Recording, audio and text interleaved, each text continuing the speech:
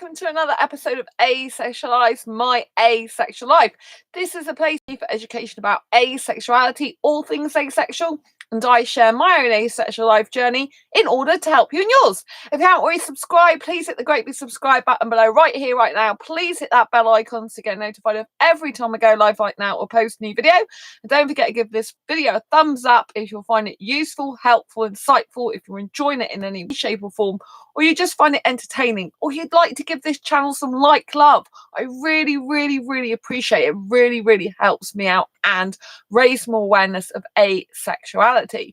If you didn't know who I am Sandra Bellamy, author of this beautiful book, Asexual Perspectives, 47 Asexual Stories, Love and Sex, A Celebration of Asexual Diversity. I'm also the founder of Asexualise. I'm the founder of Asexualise Academy. Welcome to tonight's episode. Yes, it is a bit later than 11 o'clock at night because it has been one heck of a 24 hours, and I'm going to tell you about it any minute. And I've only just ate my food.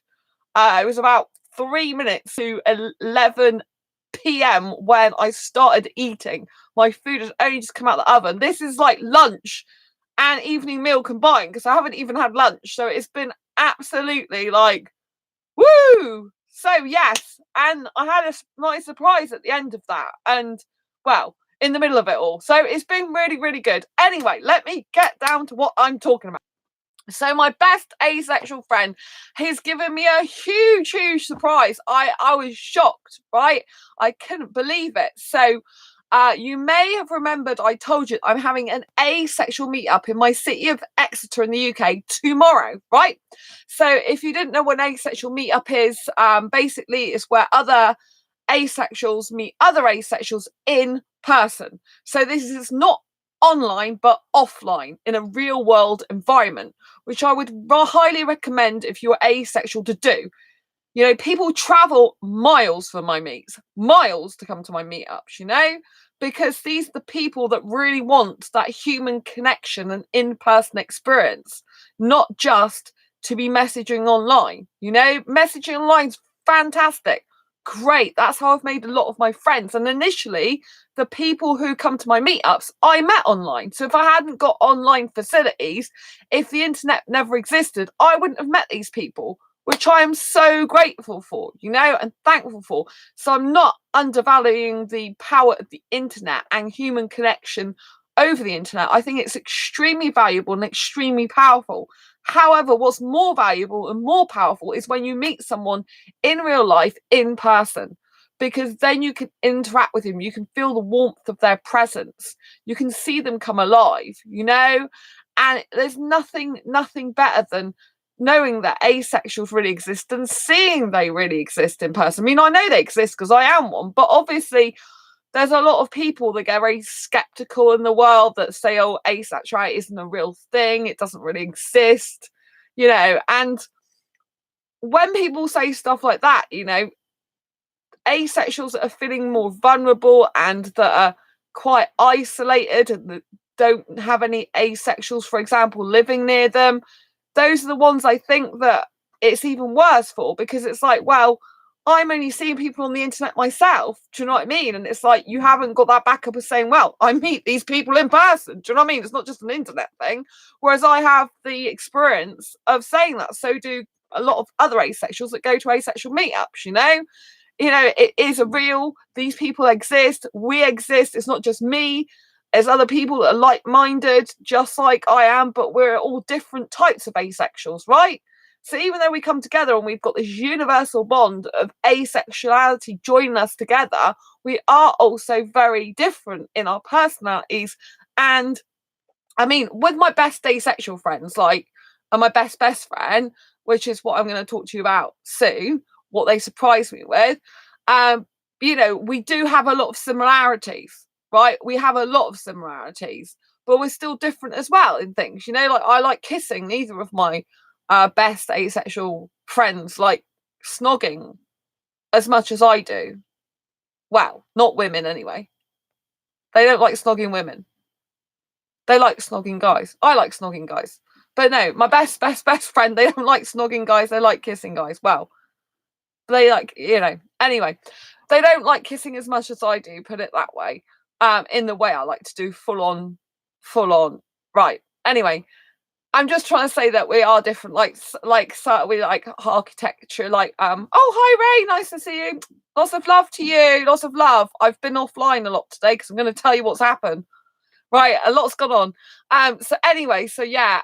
So what I'm saying is, when we go to asexual meetups, we have this commonality of asexuality binding us together, but we are also very different in our personalities. But with my two best asexual friends, particularly my best friend, we do have a lot in common, so we do have a lot of commonalities as well. But in general, when you go to an asexual meetup, you meet other asexuals, you find that this one thing, asexuality, bonds you together, but you may have a lot of other completely different mindsets or likes and dislikes. So that makes conversation very, very interesting, as you can imagine.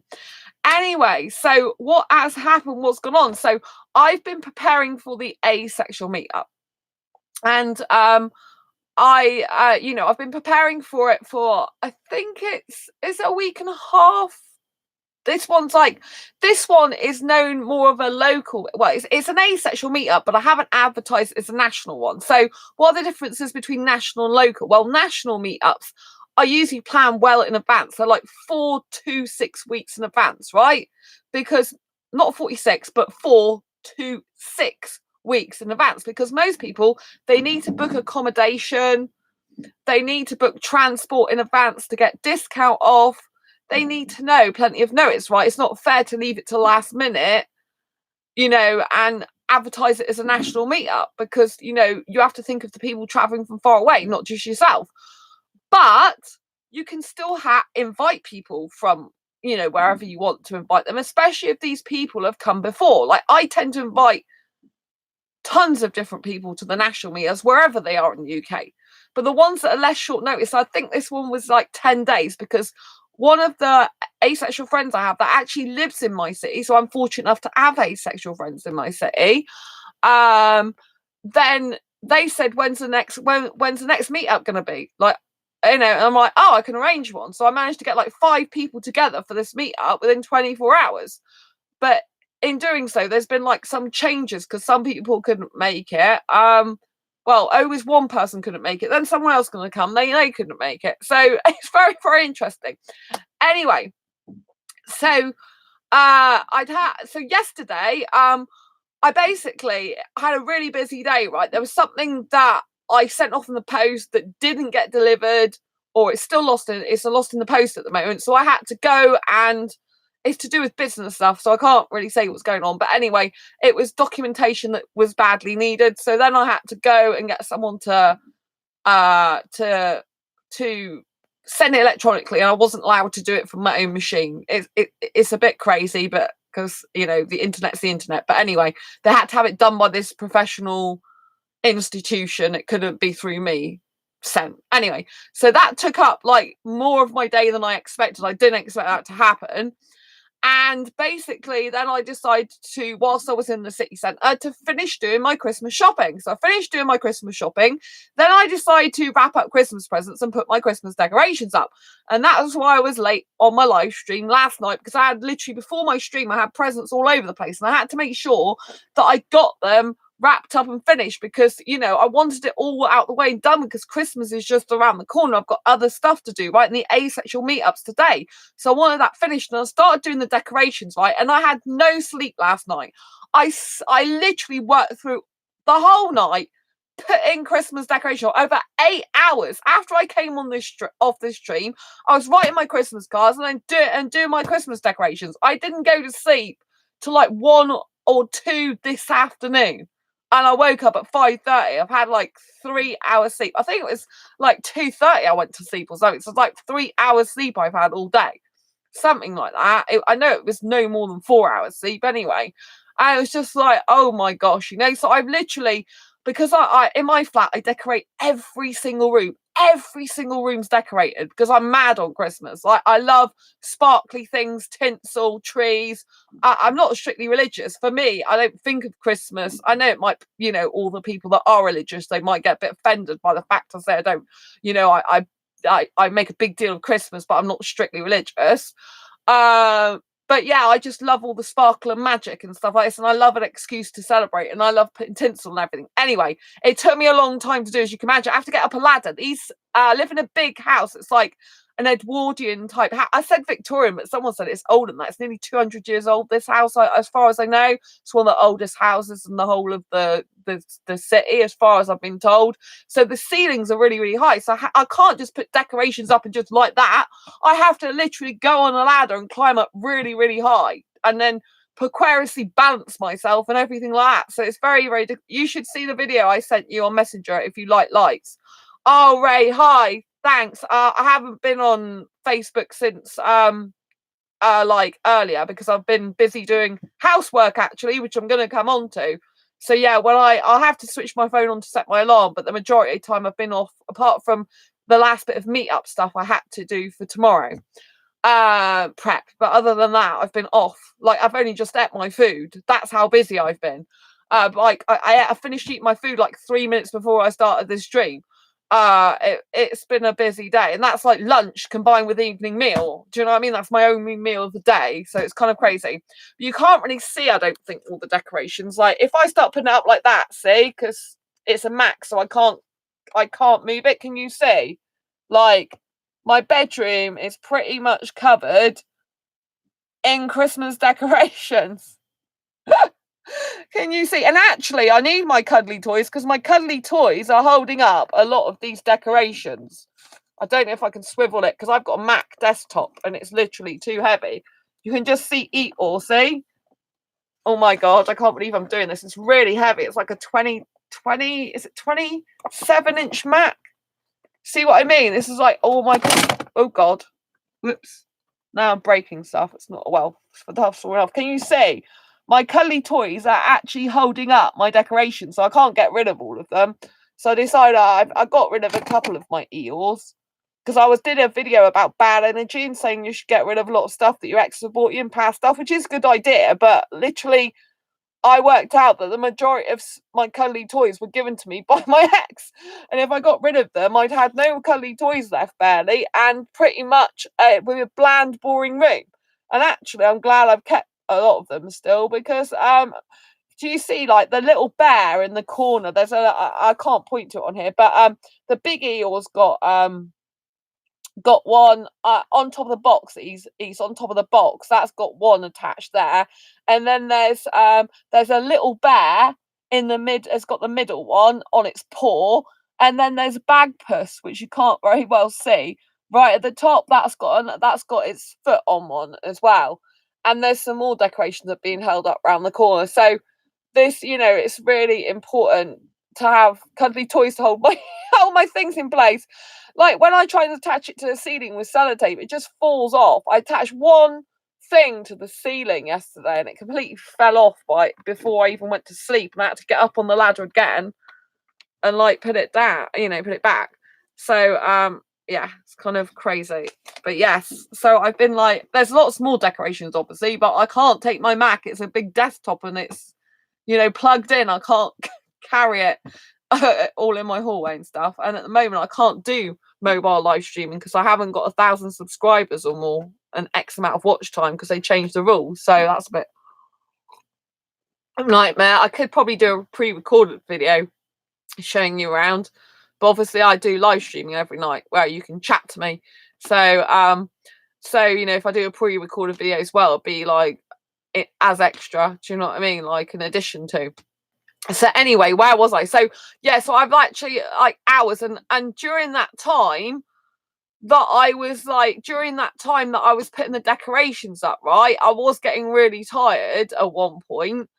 And unfortunately, I don't know, I'm going to flip this up again. I don't know if you can see, like, oh yeah, so you see those things on the wall, the certificates, above the Achieve Your Dream one, there's a certificate of achievement, and to the side of that is a Good Citizens Award. And the Good Citizens Award is because I saved a person's life years ago. I was actually in the newspaper, which I don't really mention on here. But I was in the newspaper, the front cover, actually, my local newspaper, because a woman was trying to kill herself, and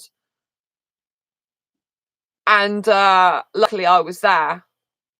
It's a long story, but basically what happened was I was coming back from work, and there's a bridge near where I live. Well, there's more than one bridge. There's quite a few bridges. But this particular bridge is like an old war place. I thought it was an old church, but I don't know. It's because in my city there's some stuff, architecture, that's to do with past war stuff, right? Anyway, to cut long story short, it was about 7 o'clock at night, right? I was just walking home from work. I had my work uniform on and my coat, right? And I saw this woman, and this particular bridge is like I said, it's part of an old building anyway, right? So it wasn't over the river, but it was January and it had been raining, so it was flooded underneath this bridge, right? On the grass, it was flooded, right? And so obviously if the person went down off the bridge, then they would plummet into water, right? So anyway, they were on the bridge. I don't think I've told you this on this channel because I don't really speak about this, right? Because, you know, it's anyway. So anyway, it was 7 o'clock. I'm not telling you why they were doing what they were doing. That's confidential. But basically, what happened is they were walking around on the edge of this bridge, right? This is a rock bridge. This is like made of rocks. It's like part of an old building, an old ruin, right? So it's a bit difficult to describe, but it's full of rocks. Full of rocks. It's not the normal bridge. There's no sidebars on it. It's open. It's open to walk across, but there's nothing protecting you, nothing to stop someone falling off at all. Nothing. No barriers, no things going up, nothing. Right? So in effect, anyone could just walk off there if they wanted to. You know? Anyway, so this person was looking down on the edge of this like rock, which is like a cliff, right? But there's grass underneath, but it's flooded because it's January and the weather's been really bad. So anyway, to cut long story short, I thought that is very, very weird behaviour. Why would someone be looking so close to the edge? It's really weird. And my intuition kicked in like it does sometimes.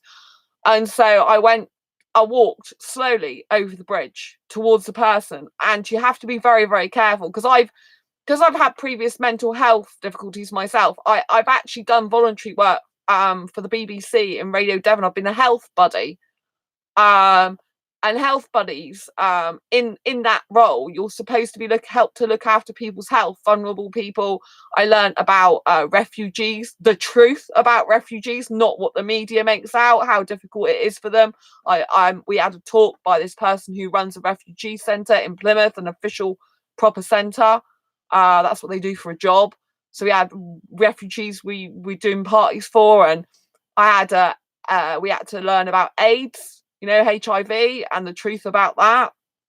And you know, some people still have sex even though they got HIV, so they use condoms and things like that. But you know, to me that's really risky. But you know, and you know, there was this guy we met in this HIV course, and he was alive when he was supposed to be dead years ago because of the diagnosis he got. Was he got the virus that would kill him. That because there's one way you can get AIDS where you don't die, you don't necessarily die, but the one that he got was diagnosis that he should have died, and he was still there years later. So he came along as like a heroic story.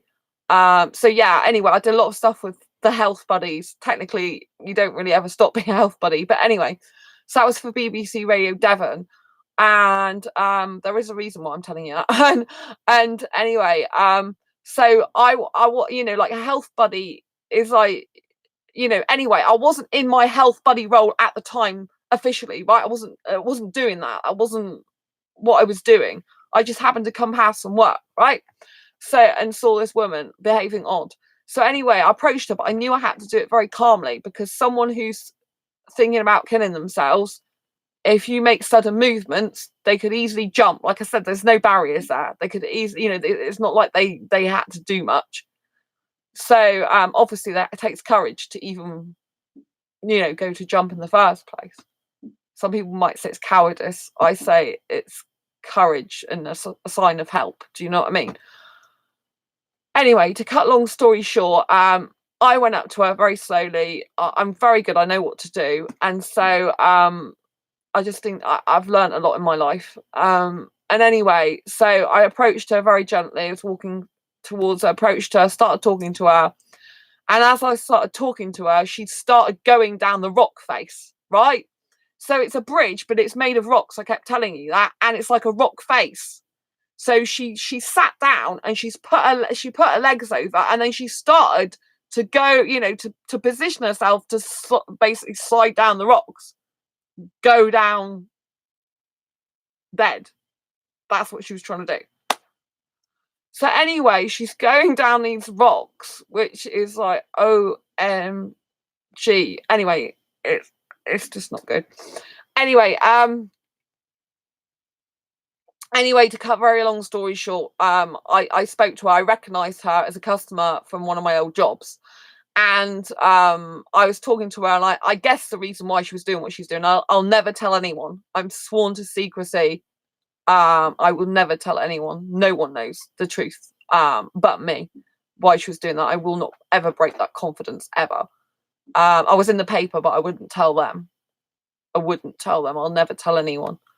And anyway, so the bad thing is that she went so far down the rock face that I couldn't get her back up. Right? She had been drinking alcohol, so she was heavier than normal. When you drink alcohol, it makes the body heavier. And I tried to grab hold of her to pull her back up, and I couldn't do it. Right? Which is really intense, right? I couldn't do it. And I thought, if I carry on doing this, I'm going to fling over her and head first into the water myself and likely die, right? So I can't continue to try and pull her up, because I had to go further a bit. I had to lean over to try and get her back up. There's only so much you can do in that situation, right? And I was holding her up in the end, I ended up holding her up by one arm, trying not to let go of her. I ended up phoning for an ambulance, and I told her I was going to do it, because obviously if you don't speak to them, it can just make them jump. Anything sudden, because they don't know, they're not likely to necessarily trust you. Anything sudden can just plummet them. So I said, I'm going to phone for an ambulance, because by the time I talked to them, they were so far down I couldn't get my back, but they kind of was changing their mind at this point. I was getting through to them. I was talking to them. I realised why they were doing it. I talked to them about things.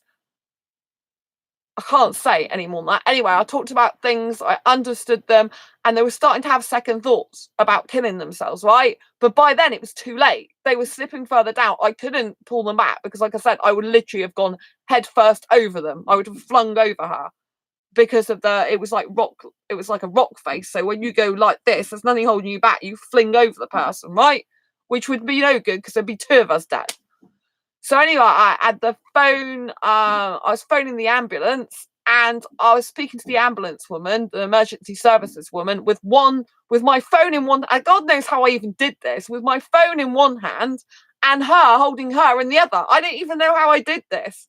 Anyway, the woman on the phone wanted to talk to her. This person was a her, and so she talked to her and was talking, and then they were getting an ambulance to her, but it was too late. As I told you, going further and further down Rockface, she couldn't get back up. She was starting to try to get back up by this point, because I was changing her mind, and the person was on the phone, and she couldn't, and she just plummeted and went head first into the water. And so I still don't know how I did this. So the woman's still on the phone, the ambulance person's still on the phone, the emergency services person that calls the ambulance. When you dial 999, that operator, that person that deals with it, everything. I don't know if it's a police officer. I think it might have been. Oh yeah, it was a police officer, I think I had on the phone. Yeah, that's right, because she phoned me back afterwards, and she was a police officer after the incident. So I think I came through to the police, and then they called for an ambulance. I think that's what happened. So anyway, she was on the phone to me, and the woman had plummeted, and I'm like, she's gone in the water. But it was deep enough to drown in, but not deep enough for me to drown in, because I can't swim. So it was deep enough for her to drown in because it covered all her face and she was unconscious, but it wasn't deep enough for me to die in it myself because I could stand up in it, right? So anyway, I went, I mean, I guess I didn't really totally know, but I knew, because I knew the place, I know how flooded it gets and it doesn't really go above a certain level, right? So because I walk past here every night. So I went down around the bridge to the end of the bridge, and you have to walk all the way down and go. And I went down, still with a woman on the end of the phone, and I'm like, oh, she's down. She's going, well, don't put yourself in harm's way. You know, if you can get her, fine, but don't, put your own life at risk. And I said, I can see her. I'm going and get her. So I went and I had my coat on from work and all my uniform, and I just went in there and I pulled her head from under the water, above the water, so she could breathe. And this ambulance guy turned up and said, what are you doing? You shouldn't be lifting her. You're not supposed to lift an injured person. I said, I had to lift her head up because she would have died because her face was underwater. And anyway, the woman's on the end of the phone, still on the end of the phone, saying, it's fine. You did a good job. You did a really good job. That's what you had to do. You did the right thing. So just ignore the ambulance person, because they should, in normal circumstances, but head's not underwater. Yeah, but in that circumstance, you did exactly the right thing. You needed to lift her head above water because she would have drowned. She would be dead. Anyway, they put her in an ambulance. I told her I would go and see her. I think she must have been conscious when I lifted her head up. So I think she must have come round then. Or maybe she wasn't completely. I mean, what happened was, I think she blacked out. So I think she must have been blacked out for the bit that she plummeted, from what I understand afterwards. It's like, I think she was like a bit unconscious for that bit, but I think she came round quickly, if you know what I mean. I thought, she blacked out, she closed her eyes and it went boom, and that was it. Anyway, because she was conscious, I think she was conscious when I lifted her up. Because yeah, that's right, she went in the ambulance. I said to her, I will come and see you at the hospital the next day, and I did. I found out where she was, so she must have been conscious. And anyway, I went to see her at the hospital, and she had a dislocated pelvis, and she had I think it was dislocated pelvis? It was a dislocated pelvis, and she hurt her arm as well. I think originally they thought that was it might have been dislocated, but I think it ended up being sprained and badly bruised, because she had a problem with her hip. Her hip was dislocated from her hip joint or something, and they told her that it'd be a long time before she could walk again. So she was worried that she weren't going to be able to walk. I think they said it's going to be at least 6 months before you can walk again. Yeah, that was right. At least 6 months before you can walk again.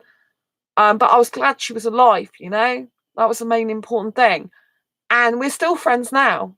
So, yeah, we're still friends now. And she was the one who wrote to the paper. And she was the one who got me the Good Citizens Award for my bravery in helping to save her life.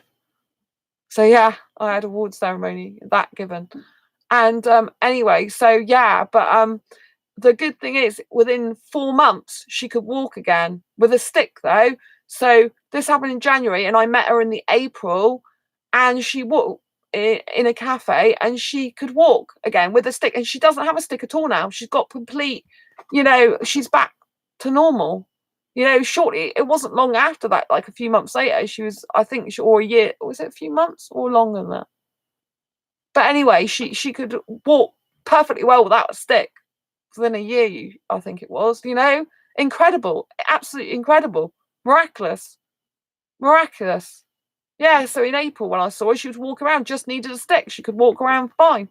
Apart from, she was obviously a little bit hobbling because she needed the stick, but miracle, absolute miracle. And like I said, we're still friends to this day.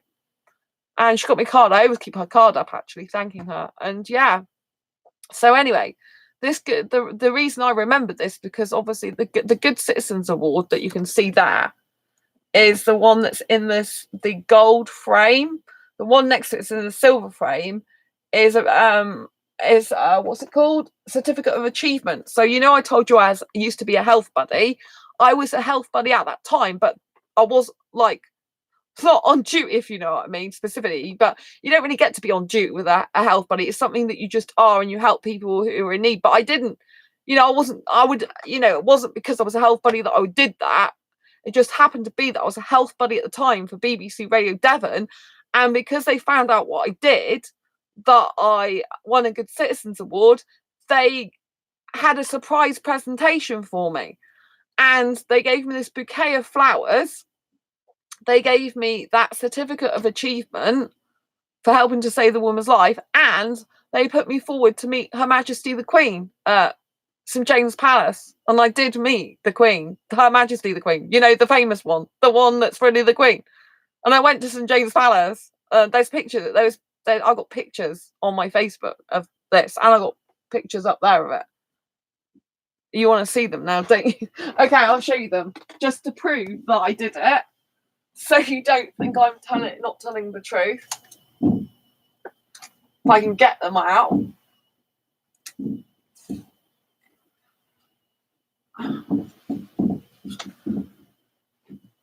And I got to speak to her as well, which was amazing. So this is me. I'm in that dress. See? That's me talking to her. That's Her Majesty the Queen. I don't know if you can see that. It is her proper official photographer, and you see this person here. Whee, that person's me. And then as she's gone by me and started talking to another person, it was a very special event. Only selected people were allowed to speak to her. There was only four people. It was the Health Buddies as part of community service volunteers for BBC Radio Devon. So there was only 4 people that was chosen to actually speak to her. 4 people. Sorry, there was only me who spoke to her. There's 4 people chosen to see her from community service volunteers because it happened to be the 50th anniversary. So there's 4 people that was chosen to go and see her. One of them had quit being health buddy. The other 2 went, so I met them there, but they didn't get to speak to her. I got to speak to her. Oh, thanks for the thumbs up. So that's me in my dress, and that's how she got by. So yeah, I've really met Her Majesty the Queen, and I've really spoke to her. Yeah, you see, I've done so much in my life that I'm really proud of, I have to say. Like, in terms of financial situation, I'll be honest, I could be in a better financial situation, right? I could be in a lot worse, but I could be in better. But in terms of success, to me, success isn't just about money. Success is the things you've done in your life, and the fact I saved someone's life, to me, is the greatest success I'll ever have, because I knew even before I started writing books that, that if I getting them published, because my first book came out in 2015. This happened like 2013, I think. 2013? Yeah, I'll just double check for you when my award was. Ow. Put a pen on here. So this, January 2013. 3rd of January it happened, 2013. So, and my first book was published in 2015. So, I knew even before I started publishing books that I've, saved someone's life, and it means my life's been worth living just for that. Do you know what I mean? But when I get to meet Her Majesty the Queen as well, I'm like, wow, hardly anyone in the world can say they've done that. Do you know what I mean? Especially not talking to her as well. I said to her that, because you had to say why you were there, and I said, I'm a community service volunteer, and I'm here because I won an award for saving someone's life. And she said, oh, that's good. And I asked her how her husband was, because he wasn't very well at the time, and she says, oh, he's at Sandringham. And I said, oh, that's good that he's okay then. So I think I said that's good. And so it was really nice to see her and speak to her. It was only brief. You only get to say a few words to her, but it's nice. Really, really nice. The palace is beautiful. Like, it's got a real throne in it as well. It's like incredible. Incredible. Absolutely incredible. And so that was amazing. So so this Good Citizens Award certificate fell on me last night when I was putting, well, throughout the night when I was putting the decoration up, early hours of this morning. I was literally trying to put tinsel around, more tinsel around it, and literally it fell off the whole frame and thing and smacked me right down here in the nose on this nostril. And I don't know if you remember me saying only, I think it was the last couple of videos, that I actually had a accident when I fell on my nose and had to call for an ambulance because the whole thing went grey. Everything went grey and this was bleeding, and it actually is the same nostril. So it was an accident I had, and like literally the frame came down and like smacked me there. And I did cry at the time because it hurt, but miraculously it doesn't seem too bad. And I'm like, wow, that's pretty incredible. But at the time I thought, God, I've got broken nose or something, because the time before when I had my accident, I actually had an x-ray on my nose and they said no big bones are broken, but there might be some small ones that you can't see on an x-ray. But I had damaged cartilage for life. And yeah, so I literally, like, I think it happened at 5 or something this morning, or it might have been a bit later than that. Might have been 7 actually. It literally went like that and smacked like that, and it was really hard. The full force, do you see the full force of that frame? Can you see that frame that's like in the goldy one? It's really heavy. It didn't break the frame. It just hit my nose, so that was painful.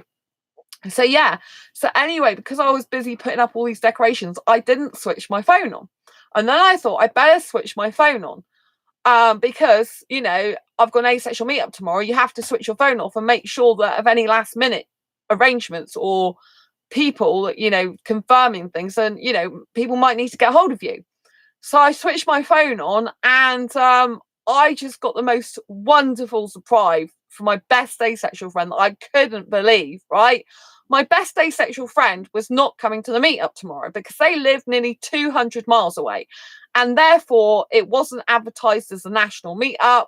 They told me they couldn't afford it, which I didn't expect them to. I just mentioned that's when I got the next meetup, but it's not a national one. You know, this wasn't 4 to 6 weeks of notice. Literally, it was only about 10 days. So I don't usually, you know, like, expect people from far away to come to something like that unless they want to, right? Some places, you know, it's easier for them to come to the day. If, you know, if they book in advance, they can get reduced, but usually, you know, those have got to be at least a month in advance. So my best friend, they said they weren't coming and they couldn't afford it because they got MOT to do on their scooter, and they've got at least one repair that needs doing. I said, that's fine, you know, I don't expect you to. And we're seeing each other on the 4th of January. They've booked it in advance, over a month in advance. So they got cheap tickets. They're coming to see me for the day, and we're going to spend the whole day, just me and them. Now tomorrow there was planned to be 5 of us, but like the 5th place was kind of been swapped. One guy was meant to be coming, then he couldn't come. Then there was another guy that was meant to be coming, then he couldn't come. And there's possibly one person that could come or couldn't come, depending on how their health is. So essentially, there was just going to be 4 of us. There's one guy coming all the way from London, though.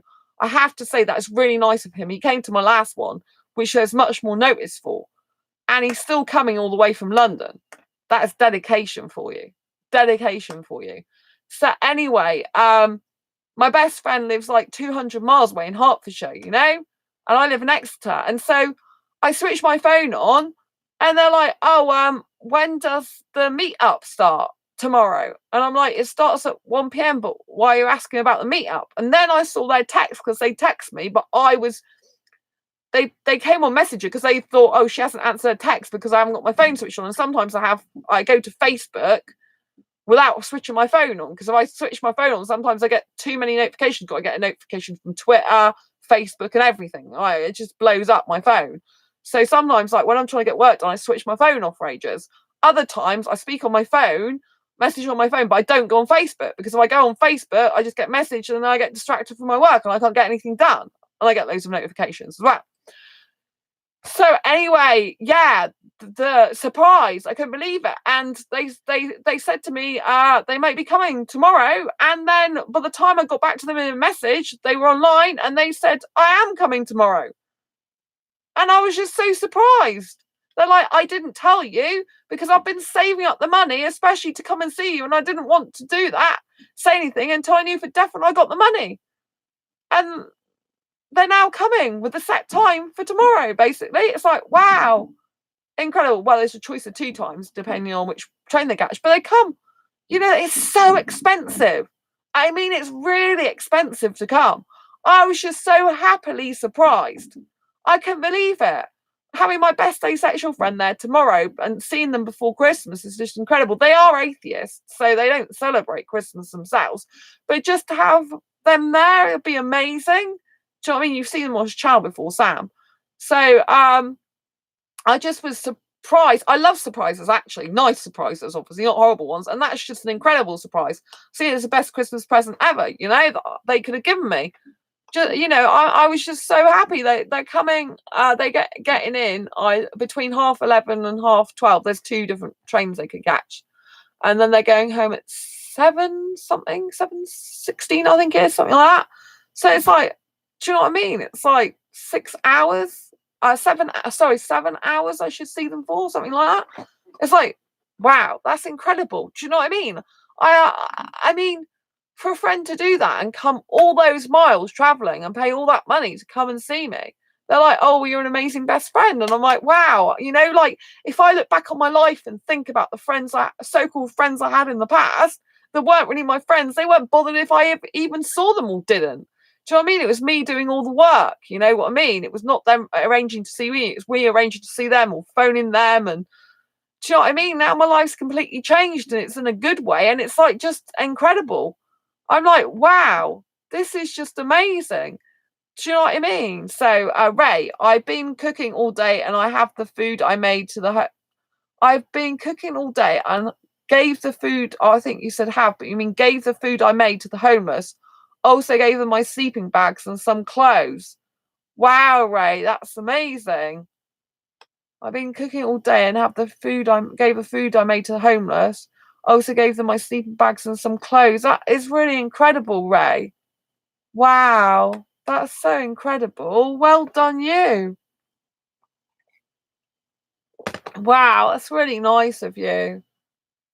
Really nice of you, because it's such bad weather out there, isn't it, at the moment? You really do need to help these people if you've got the facilities to do it.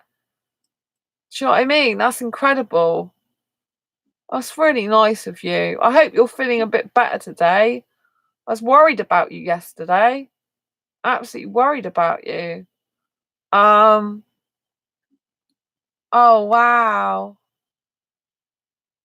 I sent your messenger if you like lights. Yeah, I'll look at your message in a bit. But yeah, so yeah, my best asexual friend's coming tomorrow to the asexual meetup, and I'm going to see them before Christmas because I haven't seen them since the end of October, which was like their birthday. So I'm just so stoked that I do it all year round, not just for Christmas. That's nice, Ray, that you give my uncle, who's now in a home because he's got a severe disability. Like, so he has to have people looking after him. But he used to do the soup kitchen thing, you know, where he went out every week and actually gave food to the homeless as part of a few people, and he used to give food out every week to them. So it's really good. It's really good that you do that. Really, really good. I know from our conversation yesterday that you don't really do specific things for Christmas anyway, so I gathered that it wasn't a thing for Christmas. I just meant with the cold weather, it's really obviously when they need it the most, isn't it? Do you know what I mean? Like, because it's really bad, like weather, like really chucking it down with rain and stuff. I'm so grateful I've got this flat. I look at around, I think I'm so grateful to have it. Do you know what I mean? Especially when it's torrential rain outside. So I've been so proud of myself today. I've done so much housework because you know I hate housework. And so after I'd done my decorations, there was literally bits of tinsel. So when I got up at 5:30 after my 3 hours sleep, because I didn't go to sleep till like about nearly 2:30, I think it was, there was bits of tinsel all over the place, all over my flat, everywhere. And so I got the Hoover and was hoovering for about an hour. I think I was doing hoovering for a long time. That is a long time for my flat that's not that big, because I had to get in with the hose and do everything. So I did all the hoovering of my flat, then I changed my bedding, like all the duvet bit in the bottom part. There's still a couple of blankets that are the same, but I put a fresh throw on my Disneyland Paris one. Don't you can see that? I've got my Disneyland Paris one on. I got new pillowcases, new protector underneath, new sheet. So all the duvet bits all clean. But there's some blankets that are the same because I need them because it's really cold. So I don't want to put them in the wash at the moment. But yeah, I've changed my top one to my Disneyland Paris one for Christmas. So, oh, hi. Nice to see you. And so, yeah. So I did that. So I did all, like, change my bedding. I put a wash on. I did all the washing up. I did loads of it because, like, last night when I was trying to put the decorations up, right, in my kitchen, there's a plant I grew from a baby. So it's a yucca plant. And I don't know if you've heard of something called a magic log. Not to do with the toilet, but a magic log. A magic log is like it's a bit like a tree stump, right? And it's just like looks like a tree, little mini tree stump about that big. And you put it in like water and it's supposed to grow like magic. And it did. Like, I put this a long time ago in some water. I think you put a little bit of earth, you stick it in some earth, in some water, and it grew. And it's now I've got a humongous yucca plant in my kitchen, which is on top of my cupboard. But the problem is it really needs a bigger pot because it's outgrown its pot and it sometimes falls over. So I need to, like, sort one out next year, really. I thought about maybe selling it, but I grew it since it's a baby, and it's nice to have a plant in the house, and I prefer ones that don't need much care. So yeah, I think I might keep it, but I need to get repotted. But it depends if there's enough space on top of my cupboard to put a big pot on there, because I haven't got any more space in my flat to put it anywhere else. So it's kind of like you get a bigger pot to fit there, or you have to sell it, really. But it'd be a shame to sell it in the sense that I've grown it for years. It's really beautiful, you know. And at the moment, I've only got 2 plants in the whole of my house. That one and one other one. So anyway, yeah. The other one is when one of my guinea pigs died, I got given a plant from the vets. So I'll keep that one alive. It's got some more white flowers on it now. Flowers every year. It's really nice. And anyway, so to cut long story short, yeah, I decided to water it because it looked like it needed watering, and sadly the water overflowed. It went straight through the plant pot into the bottom pot and overflowed, and all this dirty water went all in my cupboards and drenched a lot of my plates in there. I use paper plates nowadays usually, but this is like, you know, china plates. And so I had to clean my cupboard and clean all these plates. There's about 20 plates there. So like tonight I had loads of washing up. I had my usual washing up, and I had these 20 plates and about, I don't know, 7 or 8 other containers and other things, some mugs that this plant had just like leaked into my cupboard underneath and all over the place. So I had like 2 sets of washing up to do tonight. So I did all them. I put clothes wash on, and now I've just got to finish hanging those out. And it's like I've done so much housework today, and I didn't, like I said, I didn't even eat my food like 3 minutes to 11 o'clock at night. So I've just been like non-stop on the go 24/7 today, just like continuously, going and doing stuff all the time. You know, I had a customer as well today, so I had to deal with that, which went well. And so yeah, so it's been really busy day, really, really, really busy day, and I'm like, wow, just done so much in a day. It's just like, well, in a few hours and a day. Well, you know, after the decorations. Anyway, it was a long time. So yeah, so anyway, the best surprise, you know, is tomorrow when my asexual best friend is coming to see me over 200 miles at short notice. Decided to save up to come and see me, and they said, I want to keep it a surprise. I just thought that was incredible. Just felt so good. It just felt so good. Do you know what I mean? You know, because I haven't had a friend. I have had my best female friend. To be fair to her, I've told you before. She lived near me, like only half an hour away. You know, on the train, and it's like about £3. Well, £3.35 or £5, depending on if you've got a rail call now. About £5.50 to get to like each other's places. When she's moved now. you know. So it's not that. But then, in her case, she had to get. She lived not in the centre of Exmouth, but on the outskirts. So you had to get a bus and then taxi somewhere. So I think she got, like, she was working, and then she came and saw me when when I was made redundant from my job, lost my job.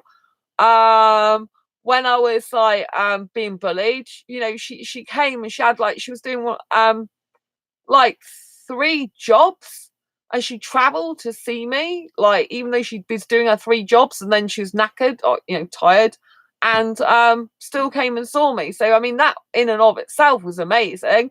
And then my other, my best asexual friend coming tomorrow is like traveling 200 miles. I mean, obviously there are other people traveling as well. The guy from London, for example, that's incredible. Do you know what I mean?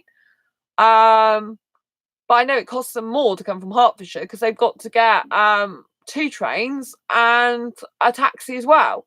So it's costing them a lot of money tomorrow. I was just like, they wanted to surprise me. I just thought, I feel so grateful. Do you know what I mean? Because I didn't have these type of friends in my past. This is what I'm trying to say to you. This is why it's such a big deal to me.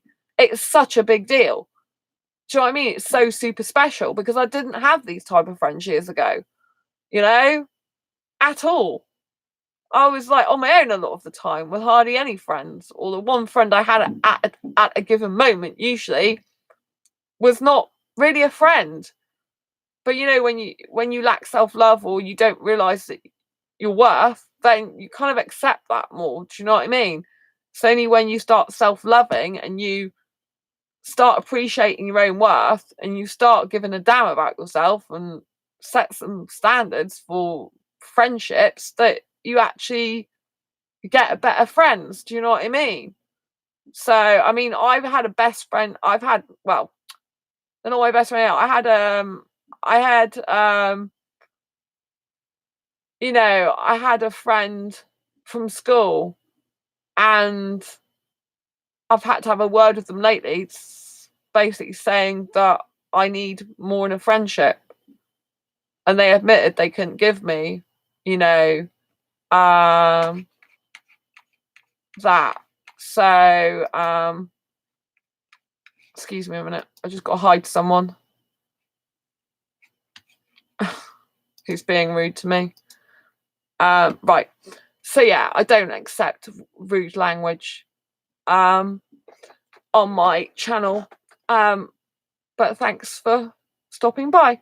So yeah, I was saying that, it's just incredible when you've got such wonderful friends. And there was a friend I knew from school, and I've been friends with her for a very long time. I'm still friends with her, but I basically was saying about standards, like what I want in a friendship relationship, which she wasn't currently giving me. And she said, yeah, you deserve better. And her circumstances are so and so at the moment, so it's no go. I might go more in depth to it in another video. I won't obviously divulge her personal details, but I think it's a video that's worth actually saying about what happened a little bit to help you out. Because I'd like to explain how, if you've got a friend, that you still be friends with them, but make it known that certain things are unacceptable in the friendship, and you won't be the one instigating stuff anymore. Do you know what I mean? It's a very clever text I sent, a very clever message that means she's still my friend. We're still really good friends from the past, but it worked really well. And I'll probably do that on another video, because I think it's worth specifically honing down on that for any of you who are having problems with a friend who's not really giving you anything back. Do you know what I mean? When you're instigating everything, and even then they don't want to see you. Do you know what I'm saying? That was the scenario. You know what I mean? They didn't even have to do any work. So for the friendship, but that's basically what was no go, is they need, I need friends that are equally wanting to see me back. Do you know what I mean? So I was very delicate for me. It's very difficult doing that message, because I've been friends with her since primary school, and I didn't want to hurt her feelings. I don't want to cut off from her, because she's not a bad person. Just I know her circumstances are as they are. And so I thought it might be to do, like I said on this video about dating recently, usually it's not you, it's them. If someone's acting a certain way with you, it's usually nothing to do with you. It's to do with what's happening in their life, which she admitted is the case with her in the friendship way, and she explained a little bit. So I think it's important to cover that in another video. I'm not going to go into it tonight because it needs a separate video, because it's specifically a certain message that I sent, and you'll be able to hear how I did it. I couldn't write that type of message years ago. I didn't have the skills. I would say the wrong thing, or I wouldn't say anything at all. But because of all the skills I've learned in dating and relationships, actually, I've learned how to communicate more effectively than I used to. Obviously I'm still not perfect. There are times when I just can't come up with the words. I'm like, oh God, I'm gonna have to just say something, and it might not sound right, and it might not sound good, and I might blur it out, and the person might be unhappy or upset. But sometimes you just have to say something, even if you don't say it in the right way, because it needs to be said.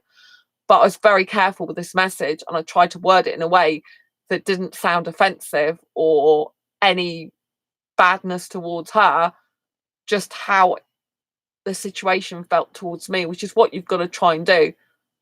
Say, this is how I feel, this is my point of view, because a lot of the time it's not you, and some of the time it's not even them, it's their own personal circumstances rather than them personally. Do you know what I mean? But it is to do with them rather than you. Do you know what I mean? It's like there's certain things that I don't do. For example, with my friend Ray here on the chat, I said to them the other day that I don't sleep in other people's homes, which is true. That's me. That's not a reflection of Ray or anyone else that invites me to the home. That's me. That's my problem. That's my issue. Because I have fibromyalgia and I have very special needs with dietary requirements and with fibro and personal care of myself. I need my own bathroom usually, and I need my own space for things. I have to carry, wherever I go on holiday, I have to, even if it's only for a night, I have to carry a case full of food. Half my case I packed full of food. Even when I went to Disneyland Paris, half of it was food. To me, I had a very specific allergy-free diet. I have to take my cereals with me, my soy milks wherever I go, snacks wherever I go. It's difficult, and I stay in my parents' home at Christmas usually. They've got a separate room for me that's specifically dedicated as my bedroom. So do you know what I mean? No one else sleeps in there or goes in there. They don't have any guests. It's just my room, known as my room, even though I don't live with them anymore, which is nice, really nice. And they have another bathroom. So I have one upstairs, which is next door to the bedroom.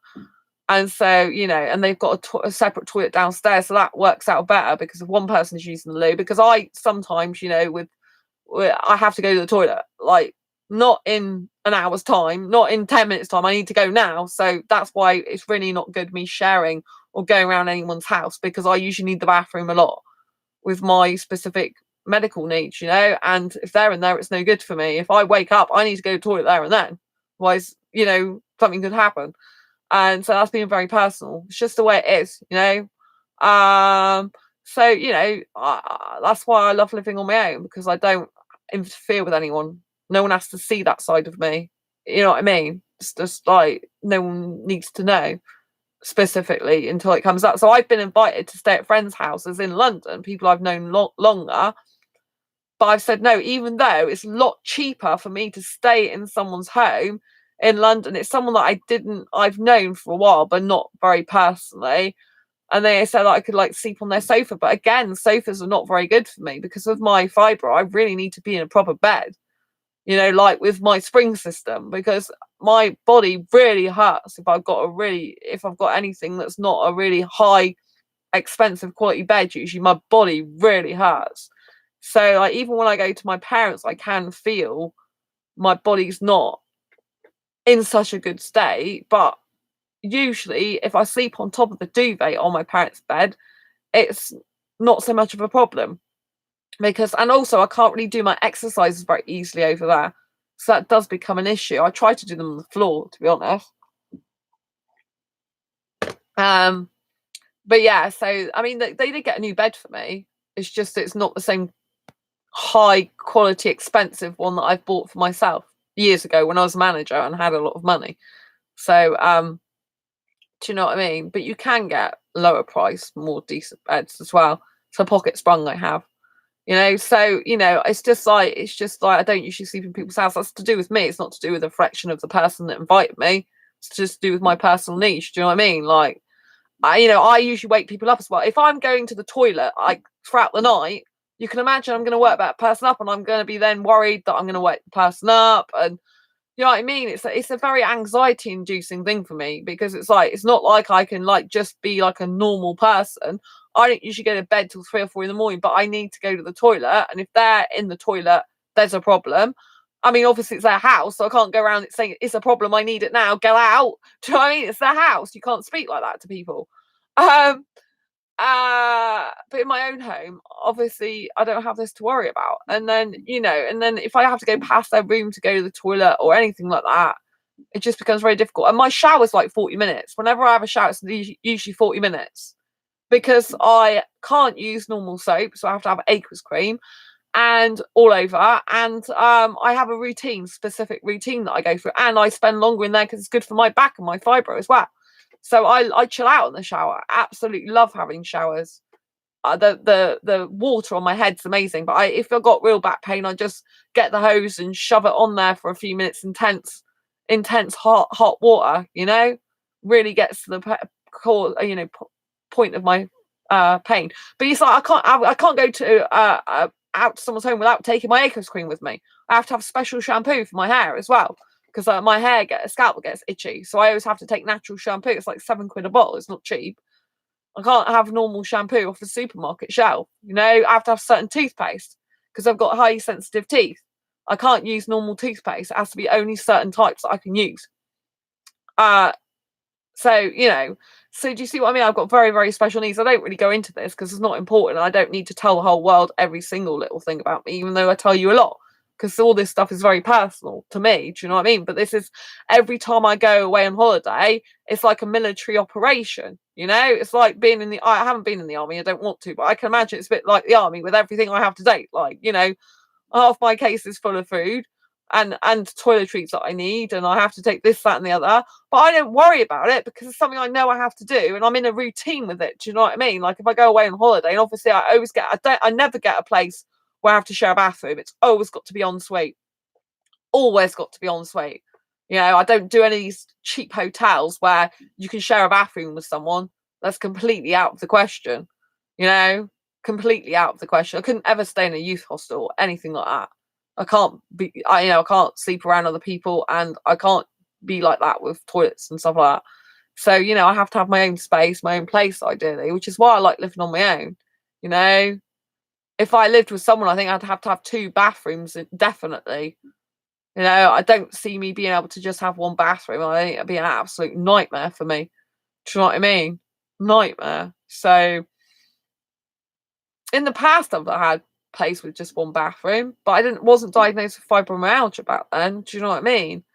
It's it's a bit different when you've got other health problems on top of other health problems. But I don't really call it a problem. I just think it's different. It's what it is. Do you know what I mean?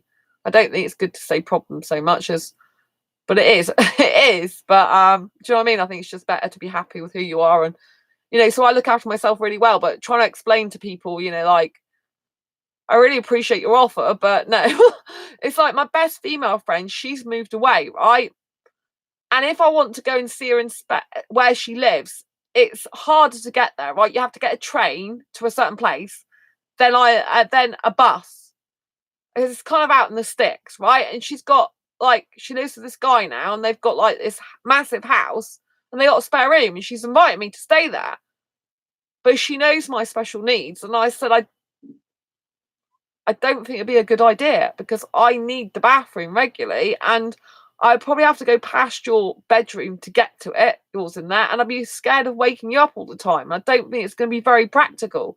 So as much as I'd love to see you and spend some time with you, I don't think it's going to be a good idea, because it's a big ordeal for me when I go places. There's nothing simple about it. It's literally like, even at my parents', I often take a suitcase with me now when I go for Christmas, because I pile it half full of food and then clothes for however long I'm staying over there. cereals and stuff, because I have to buy all my own cereals and my soy milk. My mum normally provides the main meal. She's very nice at like that. Gets me food I can eat and snacks I can eat a lot of the time, but I still have to take my own snacks over, and I tend to eat at weird times compared to them. I eat late at night because my metabolism's just changed that way, because my life is very backwards. So unlike a normal person that would tend to eat around like 1 o'clock, maybe lunch, and like 7 o'clock evening meal, I sometimes don't eat lunch till 3 p.m. and then don't eat evening meal till 9 or 10. Do you see what I mean? It's a very, very different lifestyle, very different. And I'm snacking throughout the day as well on health stuff. Like I'll have a bowl of cereal either in the morning, or I have it as a mid-morning snack. I'll have a health bar in the morning, or like, you know, like later on, and I'll just, you know, I know what works for me. This is why I much prefer to live on my own than live with a person, even though I'm a romantic asexual girl. It's too much hassle and stress for me, and anxiety inducing, you know what I mean? It's just like, it's not very good for the other person either. Do you know what I mean? It's like no person wants me creeping outside their bedroom like 4 or 5 times a night to go toilet. It's just like, it's just not good for them. And if I need the bathroom in the morning first thing, like what am I supposed to do? Is their house? Do you see what I'm saying? And it's just too much stress.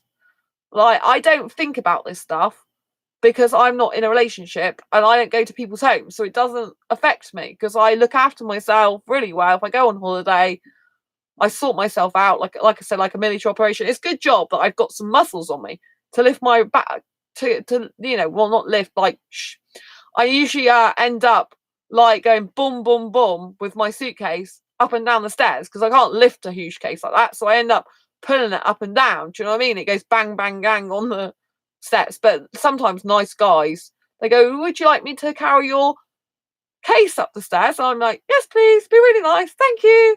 So I don't, you know, I let them go and do it. But it's really heavy. I had one guy who helped me off the train with my suitcase last time. He's like, this really heavy, what have you got in there? I'm like, that's bloody personal. Sorry, excuse my language. Personal, do you know what I mean? Like, and I start saying, well, I have to take Acris creams and stuff when I go away because I've got so. And Angie's, I'm like, oh, Sandra, you don't even have to explain yourself to him. But you know what I mean? Kind of gets a bit like third degree. Like, what if you got in there? Do you know what I mean? It's like, wouldn't you like to know? But no, seriously, it's Acris creams and stuff like that. So yeah. But even for, he found it heavy, and this guy was like in his 50s. He wasn't my type. I think he was attracted to me, but I'm like, it's too old for me, obviously. But it was nice he helped me down on my case. But sometimes there's really nice younger foreign guys in London that help me with my case. Usually I get more foreign guys wanting to help me than British, actually. It's very interesting. Or foreign looking guys, I should say. They might be British born. Very interesting. So yeah. So anyway, I'm really looking forward to tomorrow's meetup. It's going to be really, really, really amazing. I can't wait to see everyone at the meetup tomorrow. I know the guy who asked me to organise it in my city, so he's so excited and looking forward to it. So there should definitely be 5 of us tomorrow. There's possibly a 6th person depending on how their health is. They live in Exeter, so they have chronic fatigue syndrome. So sometimes they've got the energy to come, other times haven't.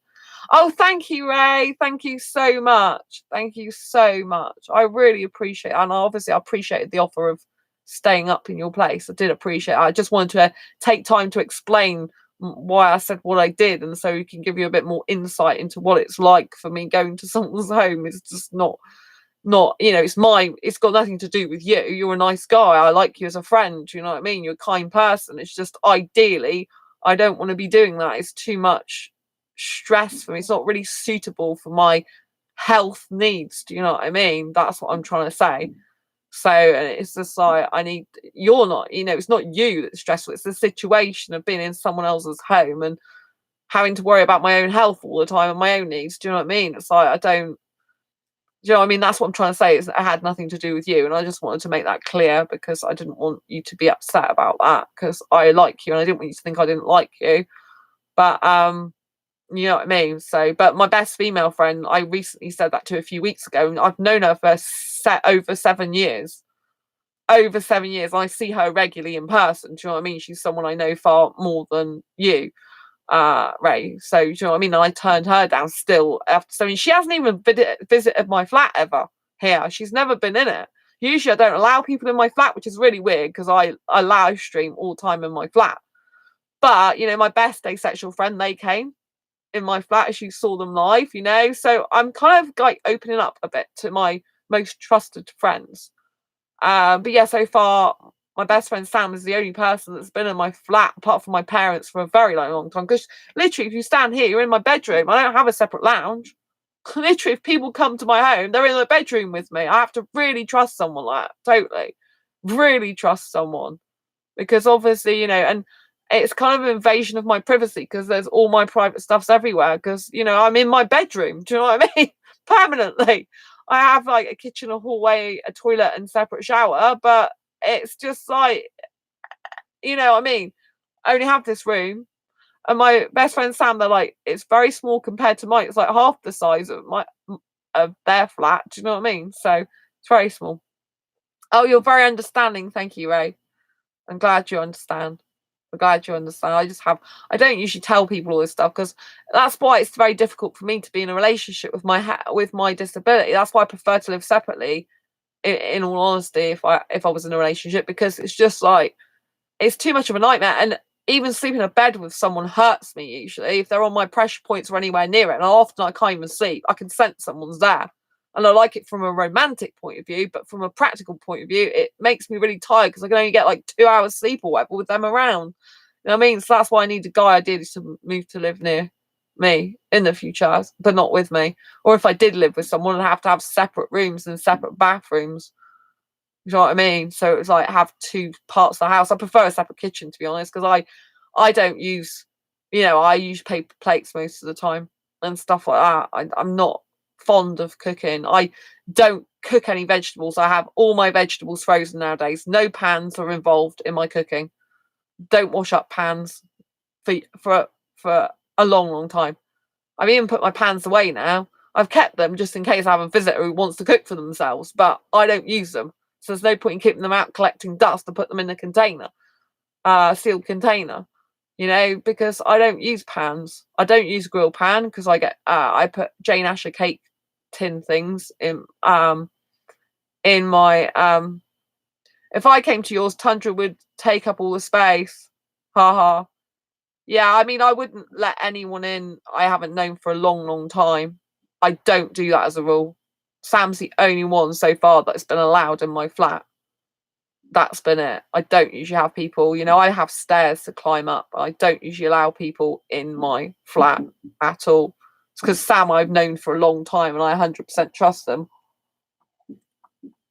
And I've known them in person for a very long time. Do you know what I mean? So but yeah, Tundra is big. My flat is really small. Like my Christmas tree is in the hallway, and to even get past my Christmas tree is like breathing in nearly, doing a crab dance. Like the wall's there and the Christmas tree is there. Like you've only got a small space to get through. So it's easy to knock the decorations off the end of the tree. I have to bend the branches a certain way because they can't stick out fully because I've not got enough space. So but yeah, I won't have any in my one in my flat that I haven't known for, you know, usually a couple of years at least. I've got to have known them, or yeah, I think one person's been in my flat that I knew for nearly a year, and they actually after that, shortly after that, they started changing and turning on me. I'm not friends with that person anymore. That took me a lot of trust. But I met with this person regularly, so in person, so I knew them for a very long time.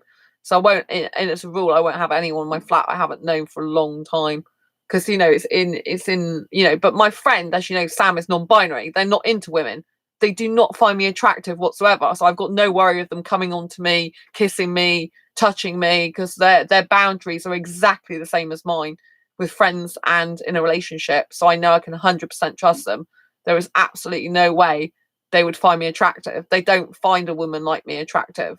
You know, they used to identify as panromantic, but even so, I was not the type of woman or girl that they would ever find attractive. They do not like long hair, like especially blonde. They do not look like a girl looking like a girl. Clearly, I look like a girl. They already told me that when we first met up, because they were panromantic, so they were attracted to females and males originally to be in a relationship with. And we discussed that very early on when we first met up, and they said, basically they didn't find me attractive in a nutshell, which is fine. Which is fine. I'm glad I know that. So, they would never look at me and think you're an attractive person. Obviously, it's completely different with a lot of other guys. I get a lot of other guys that find me attractive, but Sam no longer identifies as a guy. They identify as non-binary now anyway, but they're only attracted to guys now. They're only after guys, or I think they still have non-binary people that look male as well, like short dark hair and that type of thing. They want someone that looks like a guy if they are female. So they are interested in guys predominantly, or women that look like a guy, that also identify as non-binary or trans, But I know they've said to me before that they don't find me attractive at all. They like my personality a lot, as a friend. And I like them a lot as a friend too. I think Sam's good looking. I've told them that. They know, because obviously I say I do have some attraction for some of my friends sometimes. I'm not romantically attracted to Sam, but luckily. But I do think they're aesthetically good looking for a British guy. They're nice looking. Well, sorry, they're not a guy anymore, are they? They're non-binary now. So yeah, so when they were a guy, I thought they were good looking for a guy. But since identifying as non-binary, it's better for me because I'm only attracted to guys, and usually, majority of the time, it's cis guys. Guys who were born guys. However, there is a trans guy I've got as a friend, and I didn't know they were trans. I've only ever known them as a guy, and I didn't know otherwise. So they are attractive. They're a very good-looking boy. They look like a boy. They look really young, but they're like 30. They look like they're 22.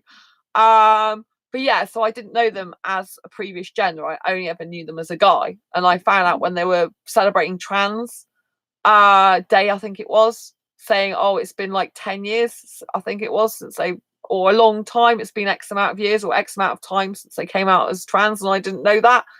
So it was a shock in the sense I didn't know, but it wasn't shocking in the sense that I like them. I still think they're a good looking person as a boy, as a guy. Do you know what I mean? So that's the only person that I thought was good looking, that I've really thought of a trans person. There was an Indian trans person, but my friend who's trans and who I didn't know was trans, they look even more like a boy. Do you know what I mean? I can't see anything about them of their previous gender whatsoever. And I didn't know they'd ever been a different gender. So, do you know what I mean? So, yeah, it's all interesting, really. But yeah, so in general, I won't invite anyone, like I won't be inviting anyone unless I've known for a very long time, feel comfortable. But it's only Sam so far that's been in my flat, because I know for a fact they are not what attracted me 100% aesthetically, or romantically. 100%. They've told me before.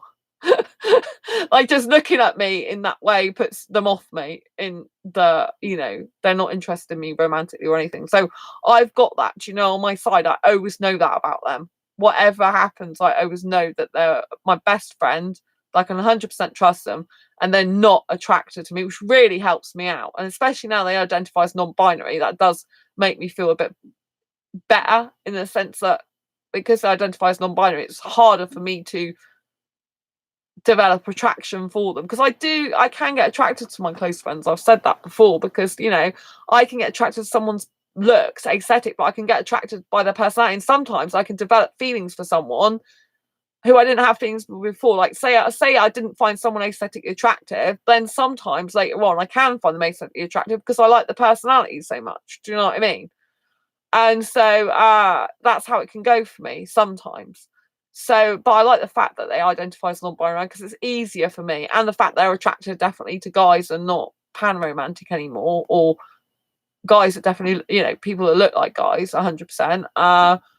Then it's just better for me. I like clarity with my friends. I like to know, I know there's no chance, way, shape, or form they would ever find me attractive to be in a relationship with me. So it's good, not that I wanted to be in a relationship with them. I'm happy with the friendship we've got. We've got best friendship. We 100% trust each other. They're looking for a guy. I'm looking for a guy. And luckily, I'm not romantically attracted to them, which is great, because sometimes I can get like that over my friends, but I'm not. So that is a real blessing for me. Really, really, really big blessing, because I don't want to, So that's really good. Yeah, so I'm really looking forward to seeing them tomorrow, and my other friends tomorrow. Yeah, and Ray's probably going to be coming to a meetup one day, aren't you, Ray? Be good for you. Good for you. Um, so yeah, it'll be amazing. We'll have to sort something out one day. I know you said maybe the summer, but I think yeah, it'll be good for you. Really good for you to be around like-minded people and make some friends and stuff. Really good. So yeah, anyway, I'm so looking forward to seeing them. I mean, my meetups tend to be small, right? But they work really well for people who've got anxiety, because the majority of us have anxiety on some level. You know what I mean? So because with anxiety, you can feel more anxious if you're around a lot more people. So so it's good that my meets are small. You know, I've only the most I've ever had is 10, but it usually goes around the between well, it usually is around between 5 and 7 people at a time. Most of the time, my meetups lately. When in the beginning it was only 3 or 4, so it's come on a long way. It's like, you know, it's now between 5 and 7. Yeah, most of the time. So it's good. I don't really think about quantity so much. It's quality for me. Do you know what I mean? Like the people that come, they usually I've made friends with them before they come, a lot of them. I've met them on an app, you know, not met them as in real life. I've virtually like messaged them, and usually, you know, that's how I've come across them, like on a dating app or dating site, something like that. It's quite ironic, the people that are my friends I've met, yeah, my best friend I met in my own dating group, but obviously they're looking for a guy in my own dating group. But yeah, that's how I met them. So they came into my dating group and applied to be in my dating group. So yeah. And one of my other best friends, seeing tomorrow, Andy. They are that Andy's like a best friend to me and Sam as well. So we're kind of like 3 best friends together. It's quite cool. So yeah, they're coming tomorrow as well. They are a he, but sometimes it's easier if I just call them both them. And yeah, so they're coming tomorrow, so that's going to be really, really good. And I met them on a dating site actually originally. So yeah, but we're not suitable for a relationship because they used to identify as pan romantic as well. And now they identify as homo romantic, only into guys. There's a pattern developing here. I'm sure that I keep putting people off a female. They're like, no, I want a guy now. Whenever they're around me, that like clarifies in their mind. It's possibly because I am quite full on, as you know, with the romance and being attracted to my friends. And if they're any way, shape, or form attracted to them, I think it makes them actually think and assess themselves. Would I ever actually want to be with Sandra or a woman? And then I think they think, no, I wouldn't, because I don't think it actually crops up very often in their past, if you know what I mean, that a woman's actually interested in them remotely in some way. So I think it makes them think, and then it makes them decide. Because I had my trans friend, they were identified as biromantic when I met them, and then they said, oh, Sandra, I think you should know something, that I'm actually just attracted to guys. I could never see myself in a relationship with a guy. So it's like pretty much the majority of my friends are into guys. So funny. But I do have some male traits, so I guess that's why I get on well with them, because I have some of the male traits that they would look for in a guy friend, if you know what I mean. So I think that's quite cool. But yeah, the people that are homo romantic, one of them who I'm seeing tomorrow, he is the one who's 58 and his fiance is 23. So they're both asexual. So they're much in love. I'm looking forward to hearing them tomorrow and catching up with their news. So that's really, really good. So yeah, I'm really, really excited about what tomorrow will bring. So yeah, it's incredible. Anyway, if you like this video at all, if you found it useful, helpful, insightful in any way, please give it a thumbs up. I'd really, really, really appreciate it. And if you've got any comments, queries, or questions in the meantime, please feel free to drop them down below. And yeah, I'll look forward to seeing you on the next video or live stream, where I will have had my asexual meetup and seen loads of my friends. So it's going to be incredible. And thanks so much, Ray. Love you as a friend always for being on this channel. You're amazing. Keep up all your good work. Thank you for helping the homeless. You're incredible. Hi to Rap again. And thank you for everyone who's watched tonight and contributed to the community here. I really appreciate it. And yeah, if you like this video, please get a thumbs up. If you're new to this channel, please hit the great big subscribe button down below. And please hit that bell icon to get notified of every time I go live like that or post a new video. And I'll see you on the next video live stream. Thank you so much, Ray. Lots of love as a friend. Take care. Bye. Bye. Lots of love to everyone else. Bye.